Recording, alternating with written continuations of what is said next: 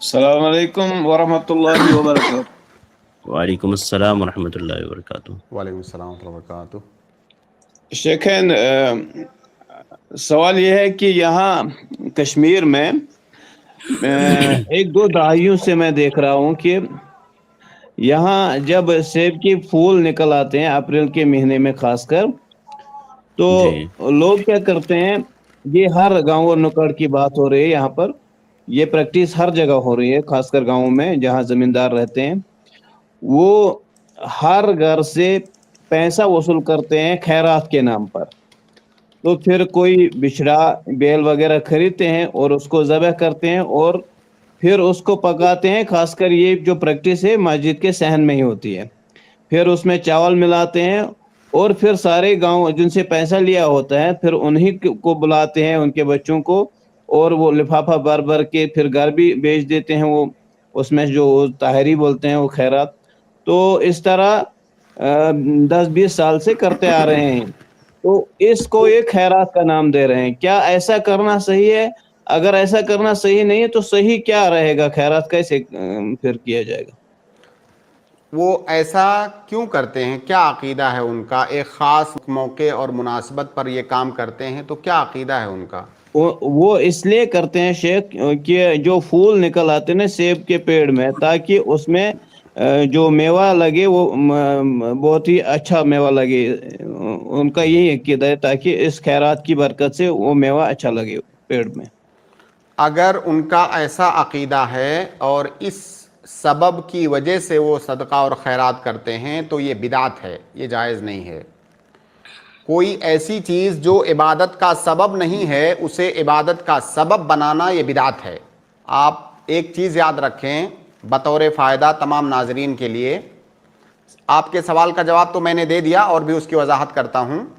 کوئی جب ہم کام کرتے ہیں بطور عبادت تو اس کے اندر 6 چیزیں پائی جانی چاہیے، تب وہ عبادت اللہ کے نبی صلی اللہ علیہ وسلم کی سنت کے مطابق ہوگی۔ اگر وہ 6 چیزوں میں سے کوئی ایک چیز میں مخالفت ہے تو وہ چیز بدعت ہوگی۔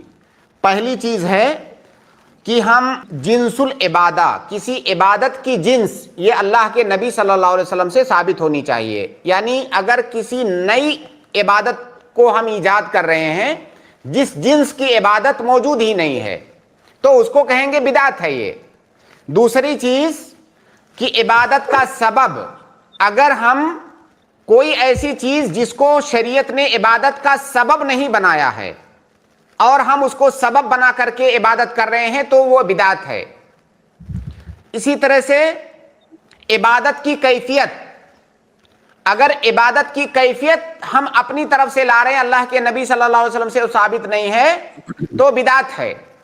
چوتھی چیز ہے عبادت کا وقت، اگر کوئی ثابت عبادت بھی اگر آپ کسی وقت کے ساتھ خاص کر رہے ہیں جو کہ شریعت نے تخصیص نہیں کی ہے تو یہ بدعت ہے۔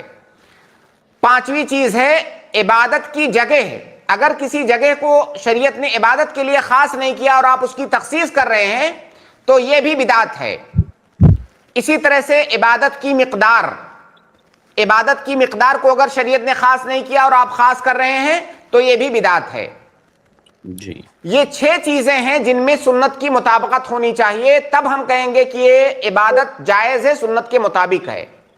اب یہ لوگ پیڑوں پر پھول آتے ہیں سیب کے اور اس کو سبب بناتے ہیں کہ ہم پیڑوں پر پھول آئے ہیں اس لیے خیرات کر رہے ہیں تاکہ وہ پھول اور اچھے ہوں اور پھل زیادہ اچھے آئیں۔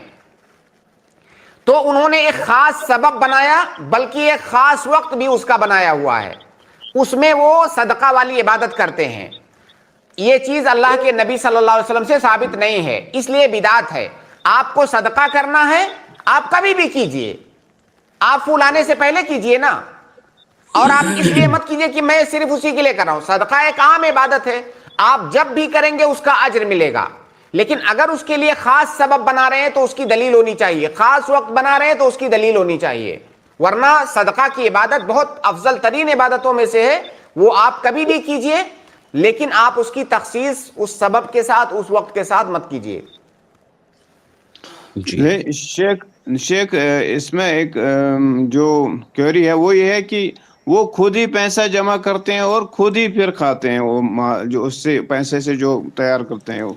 کیا اس طرح صدقہ ہوتا ہے؟ یہ زیادہ مسئلہ نہیں ہے کہ صدقہ انہوں نے کیا، کھانا بنایا تو دوسروں کو بھی کھلا رہے ہیں، خود بھی کھا رہے ہیں، یہ زیادہ مسئلہ نہیں ہے. کیونکہ اگر صدقہ عام ہے، اس کی تخصیص یہ نہیں کیا گیا کہ میں فقراء کے لیے صدقہ کر رہا ہوں یا فلاں لوگوں کے لیے کر رہا ہوں، تو اس کو کوئی بھی کھا سکتا ہے. زیادہ مسئلہ یہ ہے کہ سیب کے پیڑ پر پھول آتا ہے، اب وہ صدقہ کر رہے ہیں اس کے لیے، یہ مسئلہ ہے. جی ٹھیک ہے، جزاک اللہ خیر. بارک اللہ جزاک فیکم، بہت شکریہ.